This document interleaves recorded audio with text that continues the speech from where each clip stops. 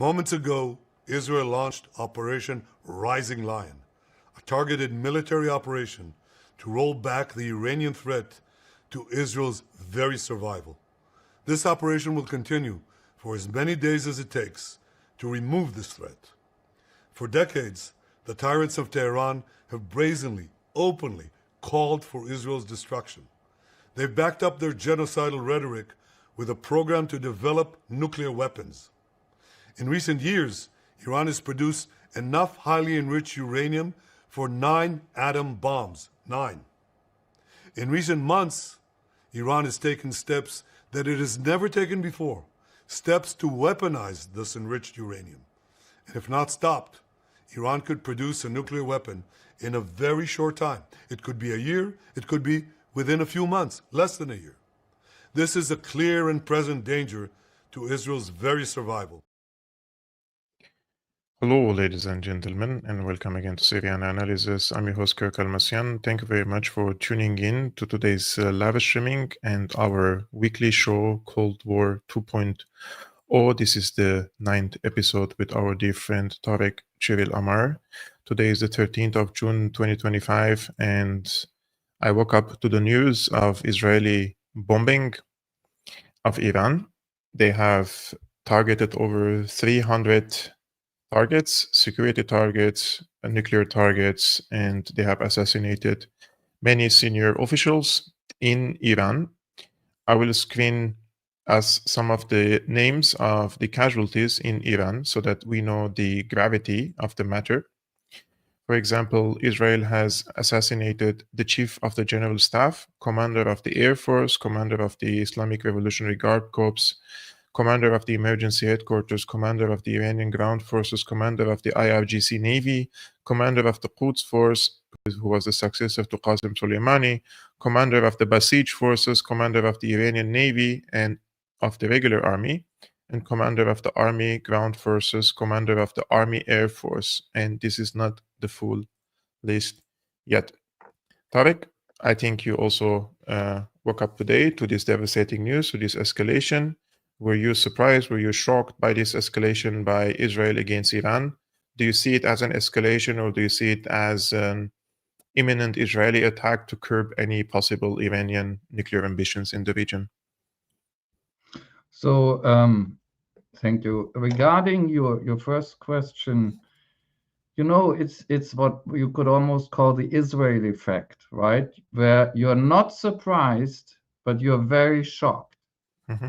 Because when you live in the same world with Israel, when you have the misfortune of inhabiting the same planet with this monster society and this monster state, I will say it, then you expect the very worst all the time. So you're not strictly speaking surprised, but you are also still shocked because it's still the very worst when they actually do it, right? This is the state that has been conducting a live stream genocide now for almost, we are getting close to 2 years, and they're showing no signs of letting up. And this is only the peak. We all know that this is only peak Israeli performance. Below that peak, there are so many other crimes, right? So the fact that they have started this attack on Iran, which isn't over yet, obviously, is immensely shocking, but it's not surprising. Let me say one thing, right? Because you mentioned the term imminent. The Israelis, of course, and I know you probably see this the same way, Kevork, the Israelis, of course, claim that this attack was what they call a preemptive strike. And maybe we should say this for some of our viewers. Many will know it, but let's lay it out. According to international law as it stands, there is no option of carrying out a preventative war. That's forbidden. You can never carry out a preventative war. That's always a crime. But there is, under certain extremely narrowly defined circumstances, an option to carry out what's called a preemptive strike, a much more narrow concept. However, what Israel has done does not fall under these criteria. So this is another blatant Israeli lie. It is completely absurd, and whoever believes that wants to believe it or knows nothing about international law. because the key criterion for justifying a preemptive strike as legal, allowed, permitted, is that you have to be able to show that the other, your opponent, was really just about to strike you. Just like That's Israel was doing like we watched this footage of the video, the fighter jets were departing, which means Iran had if the right to Iran had preemptively struck strike. at that moment, that would have Yeah. been a very clear case of a justified preemptive strike. Exactly. And Kevork, I'm just writing an article about this, and that's one of the points I make in it. If anybody here, if any state had the right, perhaps, to a preemptive strike, it was Iran, not Israel. And you can go even further than the fighter jets, because Israel is the side that for months has been telling Iran, we are going to come, we are going to come, we are going to attack you, right? So if you are Iran, if you are in Tehran, you could take this and say, this is excellent evidence that an attack is actually imminent. They're telling us, right? So it is exactly the other way around. If any state under international law had a right to strike first in a so-called preemptive strike, then it was actually Iran. But Iran didn't do that. Yeah. What Israel has done is clear aggression. It is actually a war of aggression, yet another one. It's absolutely criminal. There's no doubt about this. And all the talk about Iran's nuclear capacities, whether true or untrue or massively exaggerated, as always with Israel, right, is irrelevant. Because even if another state is building nuclear weapons, that doesn't give you the right to simply attack them. It may give you the right to negotiate with them, to put sanctions on them, or you can't simply attack. This is not within your rights. You may have such a right at the moment when the other state opens the silos of its ICBM nuclear rockets, and you have all sorts of other evidence that they're about to launch them. Maybe then. But simply saying, oh, these guys have a nuclear program where they say it's peaceful, but we don't believe it, right? We feel threatened, is not a reason, holds up to nothing. It's the usual Israeli play. It's brutal lies combined with brutal aggression. Tarik, I would just make a disclaimer, and that is I am 100% on the side of international law, which means I truly believe that international law is essential and important and vital for peaceful coexistence among nations and for civilized world. However, I'm also not naive to believe there is international law, right? Like there is international law for the subjugated, for those who have to be subjugated, for those who have to be dominated, but for the colonial powers, what is international law basically? Like we're talking about international law like it is sacred, something sacred, which is not. I agree with you. I'm sorry. I put this in a misunderstandable manner. I only talked about international law so much because the Israelis are using it again for propaganda, right? They're abusing it. But I agree, absolutely agree with your point, that unfortunately it would be very important that international law would work, that it would be taken seriously by almost everyone all the time. But the opposite is the case. I agree with you. In the real world, international law does not constrain the West at all. The West and Israel and any client of the West can do whatever they like. We have seen this very clearly now. Genocide is the test case. If genocide doesn't trigger the right legal and actual responses beyond the legal, what follows from that, then you know international law is not functioning. And we do live in a world, I totally agree with you, in which international law is not functioning. It should, but it's not. And the ones to blame for that it's not Putin. I'm going to say it very clearly. It's not Putin. It's not China. It's not Iran. It's not even North Korea. It's the West. It's the West. We, the West, have destroyed international law as a real thing. We've done it together and for the benefit of Israel, among other things, so that Israel can conduct any war of aggression, any international terrorism it likes, and also any genocide it likes. That's why we have shredded international law, among other things. I will bring some of the statements of Western officials and ministries of foreign affairs later during this conversation with you, because one of them has made a crazy statement, and this came from Germany, unfortunately. Yes, of course. However, before we go there, there was I will show you a few things, Tarik, so we can have this conversation. There were articles like this, many of them, in the past few weeks. Yeah. The main argument is there is a split within the MAGA movement, and Trump is against the war on Iran, and that he doesn't want it, and there is a rift with Netanyahu. However, today, as the strikes started against Iran, we got a different type of reports. For example, the Times of Israel, they say that report, US helped lull Iran into belief no attack is imminent. The US participated in a massive campaign to lull Iran into thinking an attack was not going to happen immediately. And this is according to Channel 12 report. Then we have Donald Trump himself comes and he made a statement. He says, he told this to ABC News on Friday, that Israel's military strikes on Iran was, quote, excellent, adding, quote, we gave the Iranians an opportunity. They didn't take advantage. They took a very hard hit, and there is more to come. When asked regarding any U.S. role in the attack on Iran, Trump said, I don't want to respond to that. One more. Those are all important reports, all coming in the same context. This is from Axios, which I suspect it is a Mossad backed platform. They say they're citing Israeli officials. The operation against Iran was carried out after 8 months of intensive and secret preparations with the green light of the United States, which means those all started before the negotiations started between Iran and the United States. And finally, this is by Trump himself.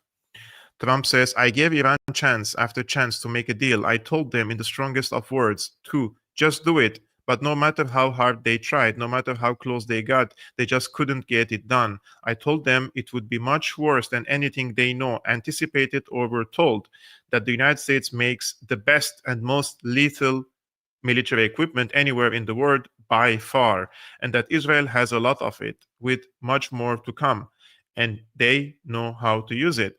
Certain Iranian hardliners spoke bravely, but they didn't know that was what was about to happen. They are all dead now, and it will only get worse. There has already been great death and destruction, but there is still time to make this slaughter, with the next already planned attacks being even more brutal, come to an end. Iran must make a deal before there is nothing left and save what was once known as the Iranian Empire. No more deaths, no more destruction. Just do it before it was too late. God bless you all. So it's multi-layered, right? First, it was the phase of smokescreen, like we're preparing for war, but we give you the impression that we're negotiating. And secondly, it's the threat to escalate it even further, so the Iranians come and accept the terms of the deal. Yes. Look, the whole claim, it's, Rubio, Secretary of State Rubio, fairly early came out and said the Israeli attack was, he called it unilateral, and he literally said the US was not involved. And of course, we both know, everybody with half a brain knows that Rubio was lying. Obviously, he was lying.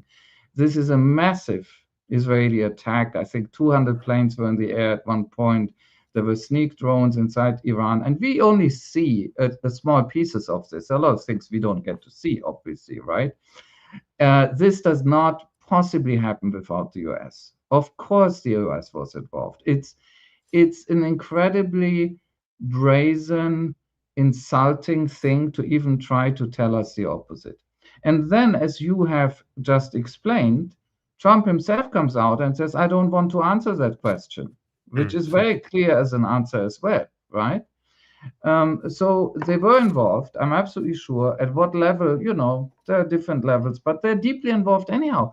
You could even argue that the relationship between the US and Israel in terms of military cooperation and intelligence, which is what counts most here, right? Apart from the politics used for the line, for the covering, right? For the distraction.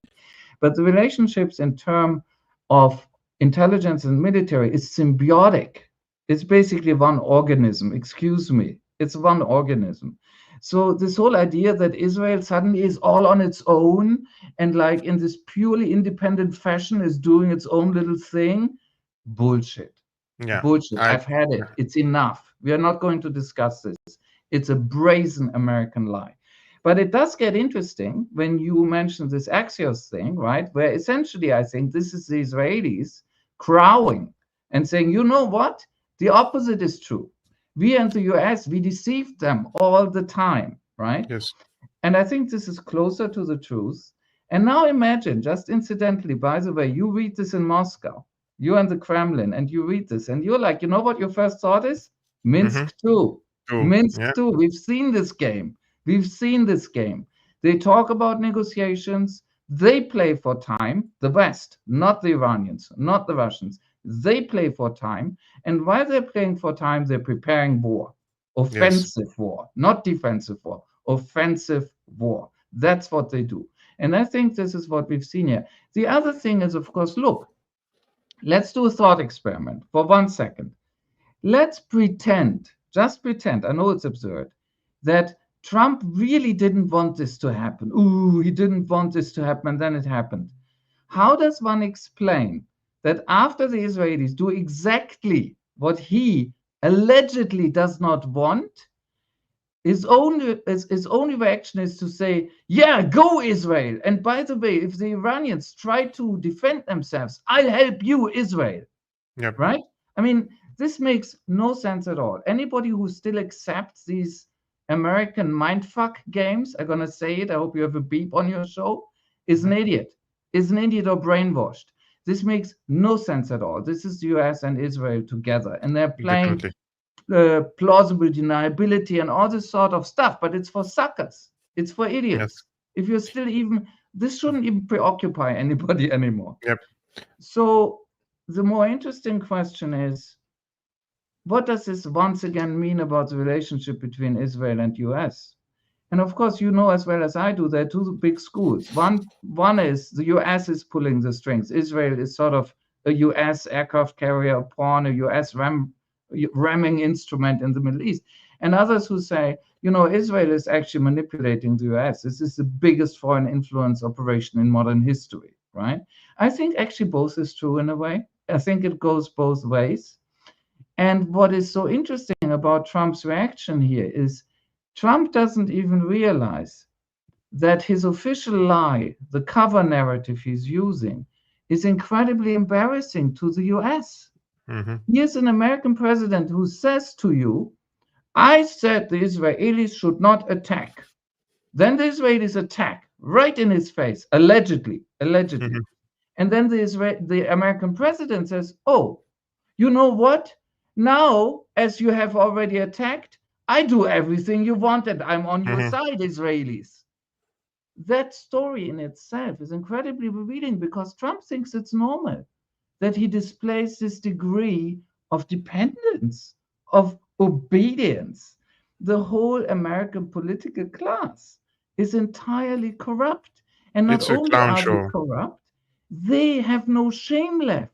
No. They have normalized it so much, they think it's totally normal to let the whole world know we are, here comes the B word, I won't spell it out, we are prostitutes to Israel. We are prostitutes to Israel, and we are proud of it. That's America for you now.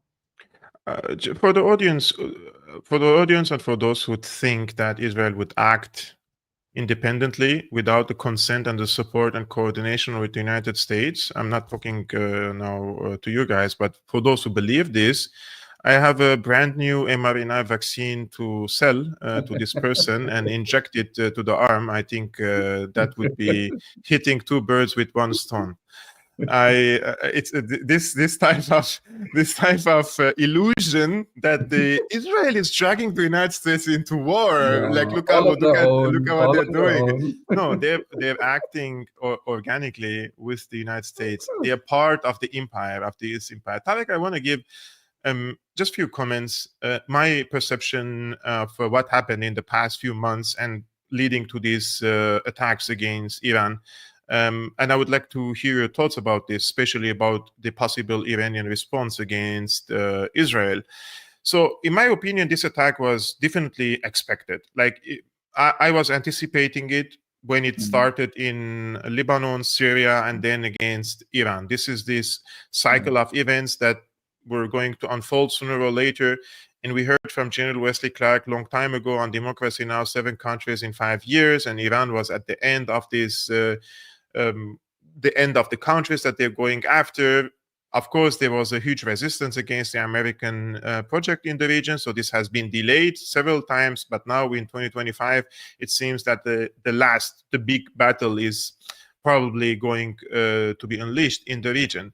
Now, I also believe that Iran's indecisiveness in the past 1.5 years has led itself into a very difficult situation. Of course, for example, I want to give the example of Iran access, let's say, losing the escalatory dominance in Lebanon and Gaza, losing the deterrence in Lebanon completely, because before October 7 or before the assassinations started in Lebanon in 2024, there was an equation that if you bomb the suburbs of Beirut, we bomb Tel Aviv. So Israel never dared to bomb the suburbs of Beirut. But then series of assassinations started. Hezbollah didn't retaliate because they didn't receive green light from Iran. This is according to several local reports in Lebanon. So they lost the deterrence, they lost their leadership.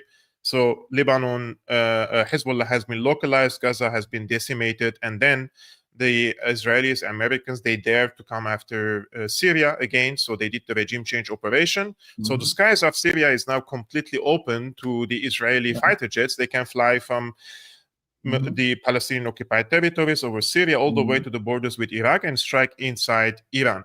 Then we have the factor of the intelligence and cyber warfare. Israel definitely has the upper hand over it, and they have shown it several times in, for example, and I'm saying in a monstrous way, right? Not in like giving them all the credit, like the Lavender program, for example, the Gospel program in Gaza Strip, also in Lebanon, using spyware apps to follow the Syrian army movements, for example, and sharing this information with these takfiris in Syria.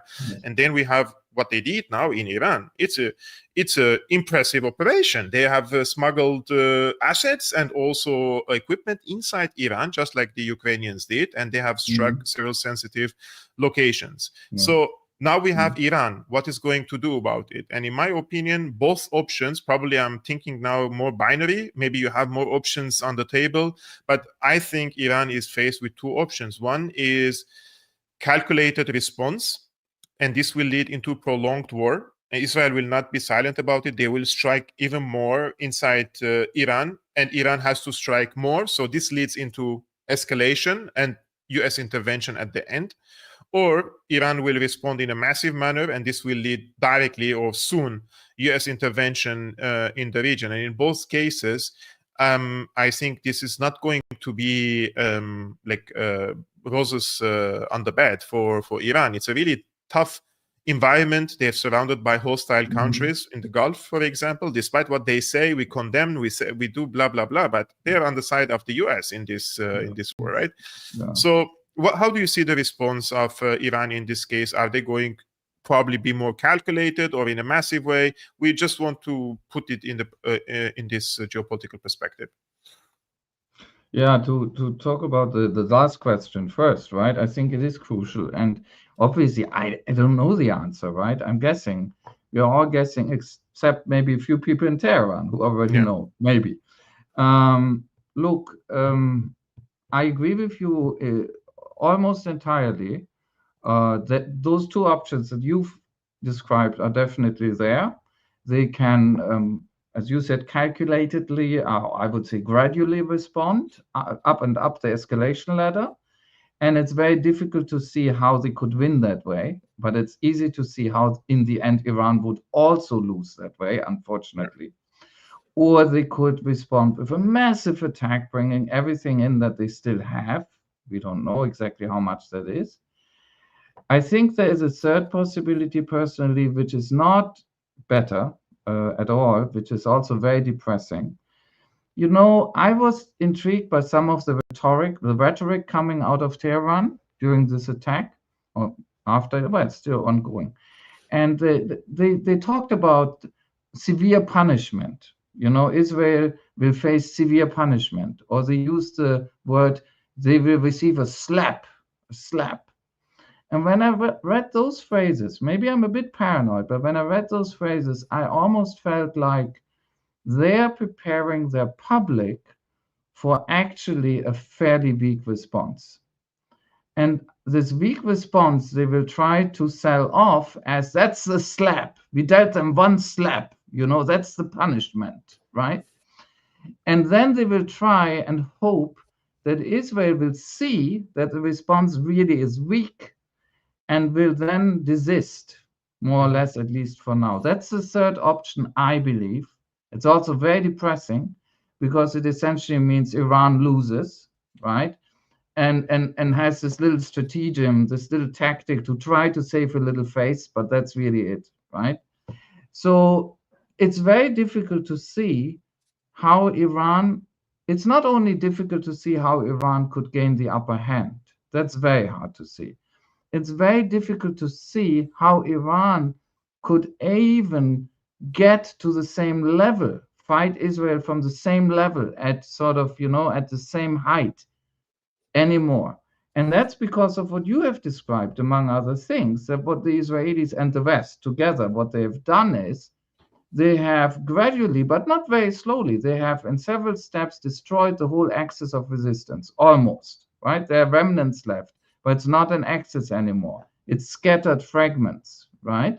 So that asset that like 2 years ago, everybody thought Iran has, this is a really important asset. Israel has to be aware, they have to be wary, they don't know what could happen from Hezbollah and so on.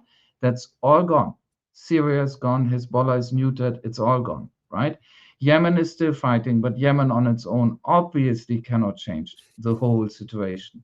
So they've reduced Iran basically to being on its own. They've deprived it of one of its most important strategic assets, one of the few, and now they're going after Iran itself, right? And then put this into even wider context, as I know you do. Iran is not only the only serious opponent of Israel in this region, that's not all. Iran is the only serious opponent of Israel left in the world. There's nobody else. In theory, right, this goes back to international law, but also to basic ethics. If our world was more normal, there should be a massive international coalition fighting Israel right now because of the genocide, right now. But that's not our world. In reality, the West supports Israel, is committing crimes together with Israel, and much of the rest of the world is either also supporting Israel, as a lot of states in the Middle East actually do, not only Jordan, or is essentially neutral. They're not, you know, fighting it, they're not helping its opponents, not in a big way. And so Iran, tell me another country, give me another country that is actually still a clear opponent of Israel. No, Syria was the other one country, and Yemen, but Yemen is too small. Yemen is very poor, very small. It doesn't have to have. Hezbollah, for example, Tarik, Hezbollah used to be a serious, let's say, challenge for Israel. Yes. And check It's their gone. statement today. This is crazy statement from Hezbollah, which shows the state of affairs in the region. Hezbollah official says group will not launch retaliatory attack on Israel. A Hezbollah official said on Friday the Lebanese armed group backed by Iran would not unilaterally launch its own attack on Israel in response to Israeli strikes on Iran. Hezbollah will not initiate its own attack on Israel in retaliation for Israel's strikes, the official told Reuters. So this is something unheard of. Yes. Only a few months ago, because they used to act as an axis, and now Hezbollah Hezbollah is acting as a local actor to protect its people first before being part of a regional axis against Israel. Yes, it's all gone. The cohesion is gone. It's no longer working. And the Israelis have known this, of course. And the one thing that could, at this point in history, that could actually impede Israel is if the West turned against it, which the West will not. The opposite is true. Or if suddenly major other powers, and there are only two that really count, namely China and Russia, really came out on the side of Iran, but in a very massive, very belligerent way, and they won't. The Russians have very clearly condemned, they've come out with strong language, that's great. They very clearly condemned the Israelis, right? But in the end, when you read the whole statement, they've also said, we still hope that everybody restrains from escalating this further. Yeah. That's not the language of, I'm now going in and going to help Iran. That's not what's happening here. And China will not do so either. Iran is a member of BRICS. Iran has strong relationships with Russia.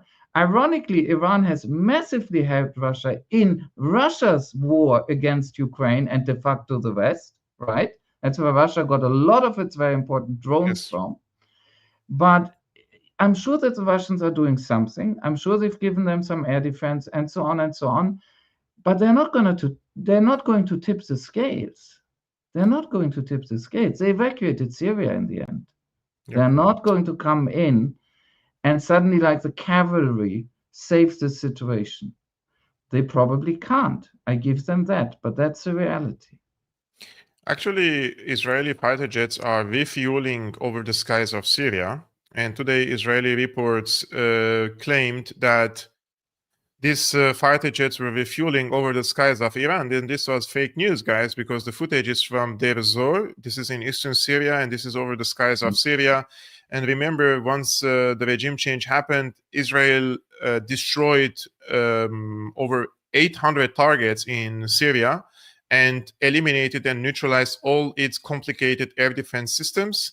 So Syrian airspace is open to the Israeli fighter jets, and this gives Israel the opportunity to fly over the Syrian skies to the borders with Iraq and then strike inside Iran.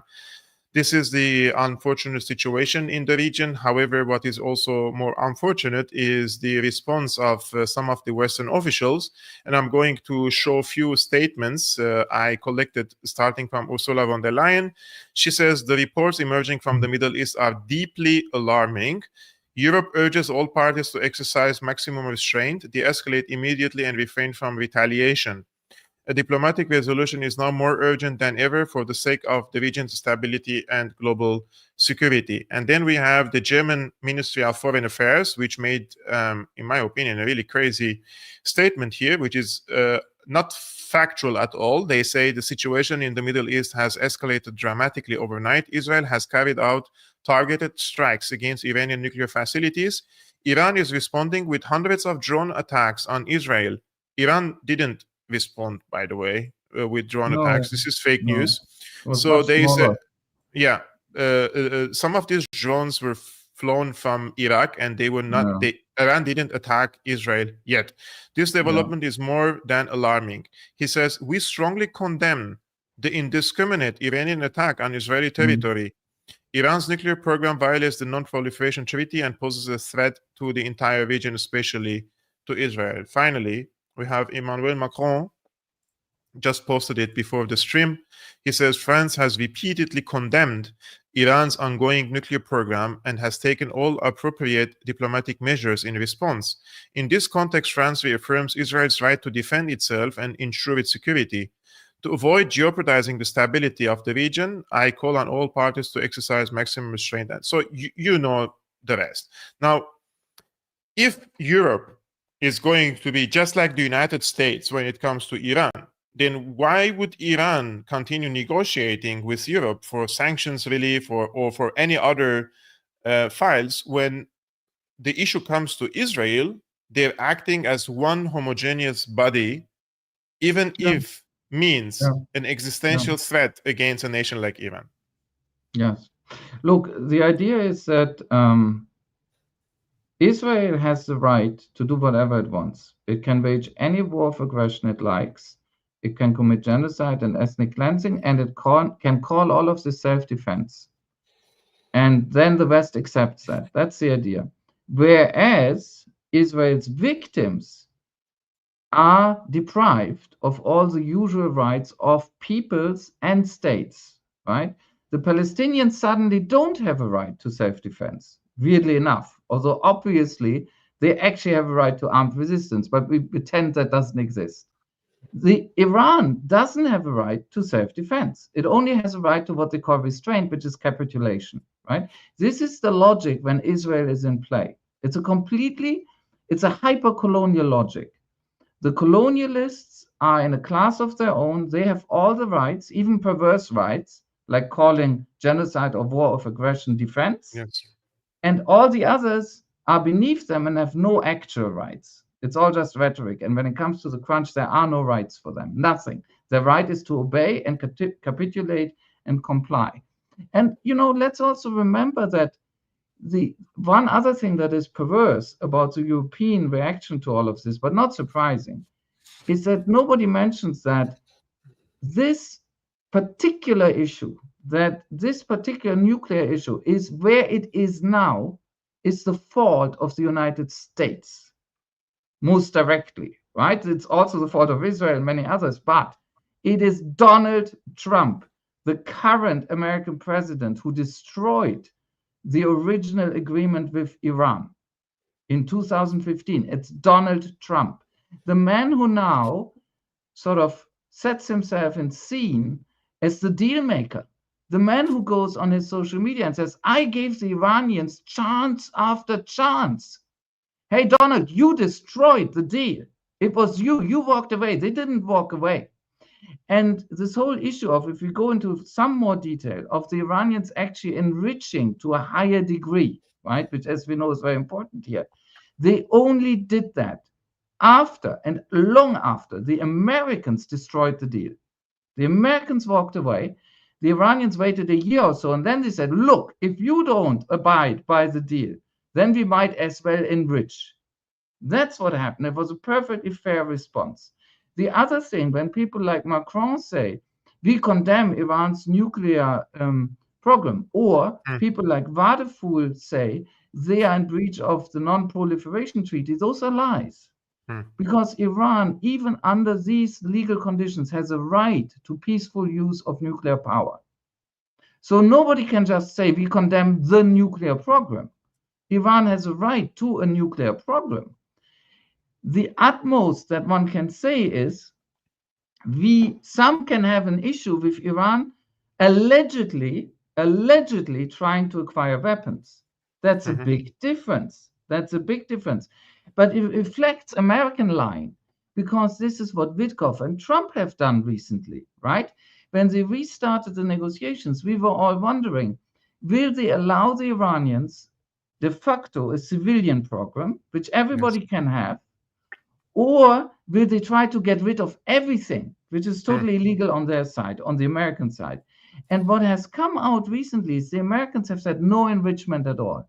And when you say to a state, you cannot enrich at all, not even to 3%, 4%, then you're saying to the state, we have to go into some details here, you can't use nuclear power for civilian purposes. Yes. That's what you're de facto saying. And that's not legal to demand that.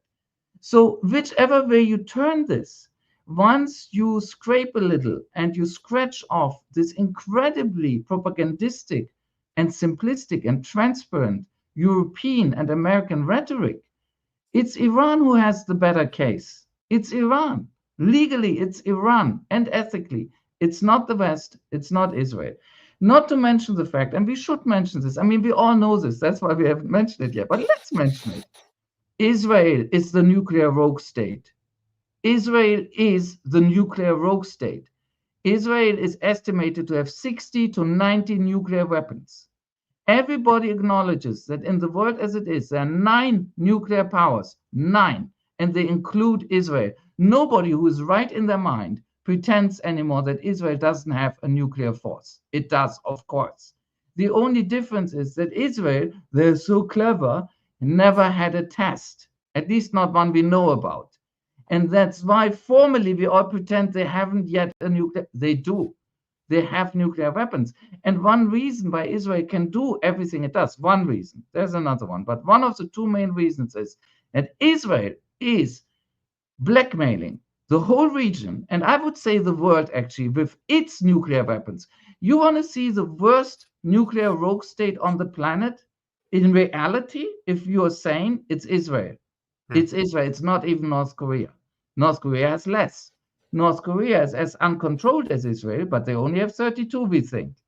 Israel had 60 to 90, and they're completely uncontrolled. No legal regime, no treaties, nothing, because they pretend, and the West allows them to do this, that the weapons aren't there. But at the same time, they are there so they can threaten everybody. That's the insane world we live in. It's Israel that's the nuclear problem in the Middle East, not Iran. Tarik, I want to ask you a question, but before that, guys, this is a weekly show with Dr. Tarik Cyril Amar. We do it every Friday at 5 p.m. Central European Time, 11 a.m. Eastern American Time. This show is called Cold War 2.0. Tarik's Substack is scrolling on the screen, substack.com /@Tarik Cyril Amar. You can read his publications, his analysis, his commentaries on his personal Substack account. That would be great. And for a very long time, we didn't have around like 1,500 people watching live stream live on Syriana Analysis. So if you guys are new, I would really appreciate it if you hit the like button and subscribe to this YouTube channel. It's very important for delivering these voices and these commentaries and this analysis to a wider audience. Tarik, if I want to ask you, because you brought the issue of North Korea, right? And I don't know how North Korea acquired a nuclear weapon. I never did the research about it. I don't know if they were given or supplied or they built this. How was it that North Korea somehow managed to develop nukes to deter American attacks against them, and Iran found itself in a very difficult situation, not being able to acquire a nuke? You know what my short answer to that would be? Japan isn't Israel. That would be my short answer to that. Look, the real question is here. Look, I can't give you the details because I don't know them, how exactly the North Koreans got there. Although I'm sure it's an extremely interesting story. I really have to read up on that. But as far as I know, they got there with a combination of their own developments and outside know-how. I think Pakistan or Pakistani scientists played a role at some point that they managed to import, right? And then used for their own developments, and they became independent in this area, right? That's the technical side as far as I know it, right? And I'm sure it's much more complex. But the other side, the political side, is, I think the question is, how did the Koreans, the North Koreans, get through this bottleneck, right? That, of course, the Americans knew they were close. And they threatened them, like Israel and America are threatening Iran now, but they never did it in the end. They never did it. They let the moment pass. And then suddenly, the North Koreans detonated their first tests. They launched their missiles into the Sea of Japan, and it was clear they had it.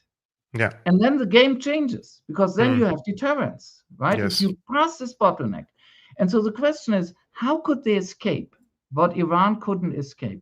And I really think the question has to do with Israel's very special position.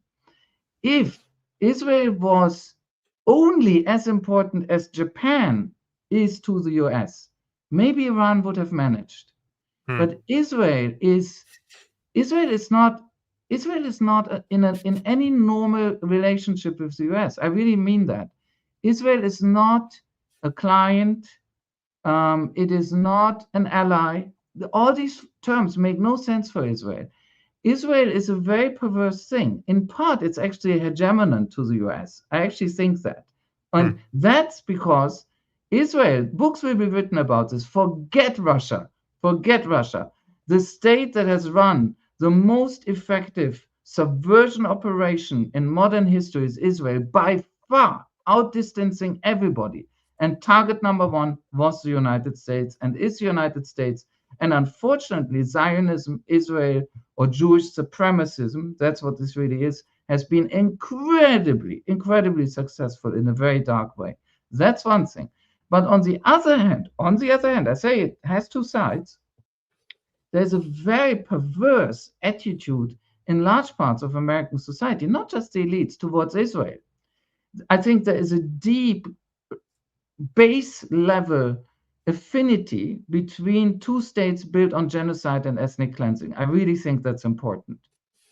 America is built, this is literally true, on genocide and ethnic cleansing. This is not an exaggeration. Every good American historian knows this. I've heard excellent American historians, Americans themselves, tell me this very simply. Yeah, it's a history of ethnic cleansing and genocide. Obviously, if you're not an idiot, you know it. And there's an affinity with the Israeli project that is insane. And then, of course, what a lot of people forget, maybe not a lot, maybe only a few by now, is the question of Christian Zionism. There is an insane Christian Zionism where there are different types of Christianity. I don't belong to any of those. You know, Me too. I'm a Christian and I don't belong. I can claim Roman Catholicism has many drawbacks, but this is not one of them. But there are insane forms of Christianity that are very powerful in America, as it happens, that also have these apocalyptic visions where the Jews have to return to Zion, and then, you know, the Lord will come, the rapture will happen, all this bullshit, right? This was even important in the founding of Israel because it played a role also with some British people who were instrumental in founding Israel. Everybody always thinks this was just some sort of sympathy or Jewish influence or the Rothschilds. No, there is a Christian aspect to this, a Christian Zionist aspect. In the US, it's completely out of control. So I think on both sides, between the US and Israel, it's a relationship like no other on the planet. I mean this. There are about 192 states or so on the planet. I don't think there's any other relationship like this. It's absolutely perverse. It's incredibly dangerous to the rest of humanity. And I think it explains why Iran is not allowed to pass through the bottleneck that the Koreans, North Koreans, were allowed to go through. Tarik, I will just screen an article because since we're speaking about nuclear weapons and nuclear reactors, in 2007, I think this was in August 2007, I was visiting Armenia. I used to live in Aleppo back then. And my parents sent me on a trip to Armenia. And while I was there was a major strike against Syria in near Deir Zor, so in eastern Syria. Yeah. So I was too young to understand everything. And then I came across this article in Haaretz. It says, no longer a secret, how Israel destroyed Syria's nuclear reactor. It was one of the Israeli army's most successful operations, but once censored for over a decade now, a Haaretz investigation goes behind the scenes of the 2007 strike on the Cube shortly before it became an active nuclear reactor, from the intelligence failures and American foot dragging to the arguments at the top levels and the threats of a total war with Syria. So allegedly, Syria was also developing a nuclear or building a nuclear reactor with the assistance of North Koreans. And according to this investigation by Haaretz, I don't know if all the details are accurate, because there could be some of the informations as carrots inside the article. But overall, the strikes happened, and allegedly North Koreans died during these attacks. So what I'm trying to say is there is this shift in the international system by many states to develop nukes because of the experiences seeing that there is no longer international law. Like if there is international law and everybody is treated equally, then I don't think that people will seek to have nukes. This would be my argument. I think in an ideal scenario, right? We know we are very far from that, but imagine a world in which every government, every state would know the law matters. If somebody tries to put pressure on me or even invade me, and they're in the wrong, and I invoke the law, I will be protected by everybody else. They wouldn't need nuclear weapons. In fact, they would need less conventional weapons, right? Yes. We are, of course, very, very far away from this, but you're right. You're right. And you're absolutely right about the point you made before that, which is that what the world is now learning is that if you don't have nuclear weapons, you're a victim. Yes. You must have nuclear weapons. And the interesting thing is, this is of course terrible. The interesting thing is, look at the hypocritical Germans. Look at, you quoted him, Johann Wadefuhl, who is really a non-entity. I mean, I've lost every respect for him. He's not as openly moronic as his predecessor Baerbock. He's a complete intellectual, moral non-entity. This Johann Wadefuhl, the current foreign minister of Germany, gets out there and says, oh, the Iranians can't have a nuclear program. We know very well that the Germans are thinking about somehow acquiring nukes right now. And why are they thinking about it? Their logic is, we are so afraid of Russia. Now, compare. Russia is by no means in any way threatening the Germans the way that Israel is threatening everybody around it, and especially Iran. If someone has a good reason to get nukes for defense, it's the Iranians, not the Germans. But what you see is, of course, a purely colonial logic. It goes back and back and back to this. In the end, it's the white Europeans, white in quotation marks, and the white Americans against the West. And in the end, they always cheat. They always cheat. Iran is just not seen like them. Iran's interests don't count like Germany's interests. Iran's anxieties don't count like Germany's anxieties. Real threats to Iran, and if Israel is a horrific threat, don't count. Whereas imaginary threats to Germany, because Russia is not a threat to Germany, they do count. Because Germans, Iranians. This is the logic here. Never forget, the racism is always in the game. It's baked in. They can't think without it. The bias is indefeatable. Tarik, the last one. I am personally speculating some internal strife inside Iran. There will be people supporting the government in Iran, calling or urging the government to act more decisively.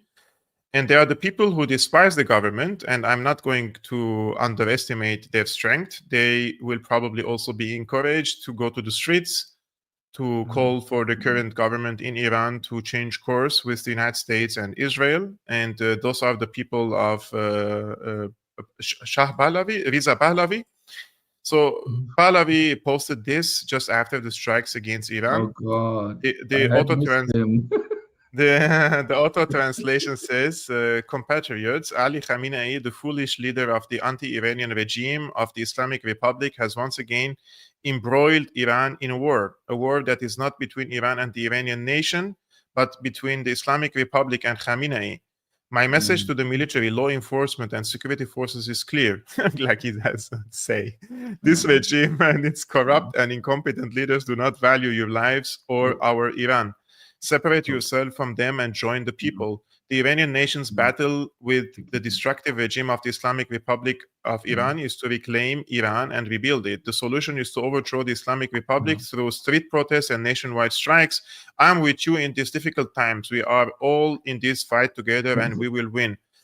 So, I'm sorry, but I have to say so. First of all, unlike many Europeans and Americans, I actually try to stay away from the really internal domestic tensions and conflicts in a given society or country that is not my own, right? I'm very careful there. So I don't want to comment on parts of Iranians' internal disagreements, but I have to say one thing, because of the way this guy has written. Writing like that, when your country is under attack by a really lethal enemy in a war of aggression, that's treason. That's the language of a traitor. I'm sorry. That's a traitor. I'm sorry. There's nothing there. He could have said, I disagree with the regime. These are not my people. I think they made big mistakes and somehow they brought it on themselves. He could have said all of this. But to then call and say, I appeal to the military and the police to mutiny, because that's what he's doing, and to give up the defense of the country, that's treason. That's treason. Case closed. That's one. The other thing is, when I hear someone like that, and I hadn't seen this before you wrote it to me, thank you, read it to me. When I hear something like that, I'm thinking, what do you mean, like, after whatever you fantasize about, the country would be rebuilt? Like Syria. Like Syria. Syria is an example of a country that resisted Israel and the West for a very long time and then was overrun by extremely devious methods and overtaken by essentially a puppet regime for the West and Israel. And then after that, it got bombed. It got bombed the shit out of it. After it was defeated already, right? Yes. And now we have a Takfiri head cutter, half genocidal, at least regime in power there. That's the flourishing that comes when you finally shake off the regime that resists Israel and the West. We've seen it now. We've seen it. It has happened to Syria. It's been tested, right? Yep. How dare he say things like that? This is disgusting, shameless. But you know yeah, what? but it has been normalized, Tarik, because of Syria and because yes.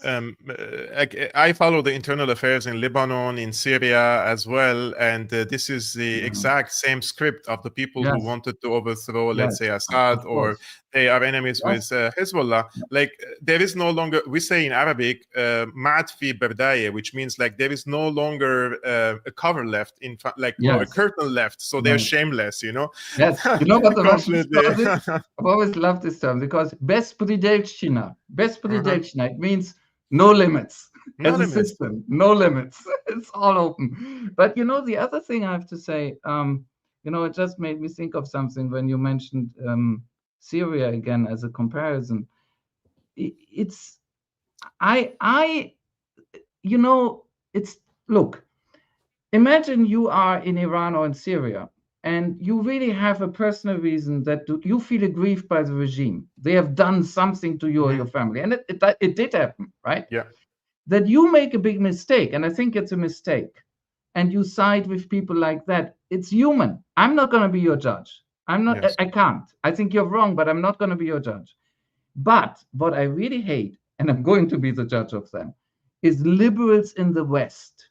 No skin in the game, sitting on the sidelines, and preferably with a side dish of feminism, and cheering on Western regime change operations in countries like that, because they have authoritarian regimes.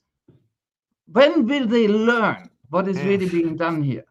Yeah, that's it's a wishful thinking from our side, or hopeful thinking that they would learn, but it's not going to happen.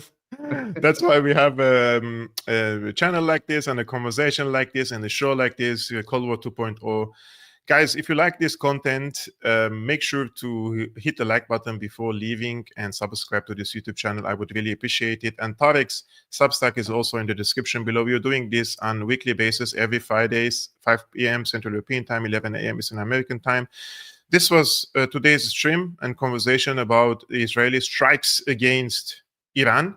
Tomorrow is usually I'm off. I do only between Monday to Friday, but if something very serious happens, I will definitely do another stream tomorrow at the same time at 5 p.m. Central European Time. So let's see how the response or the possible response from Iran is going to be.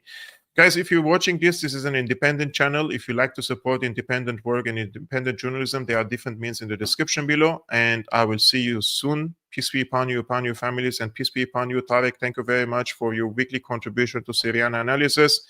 And I will see you guys soon. Thank you. Salam.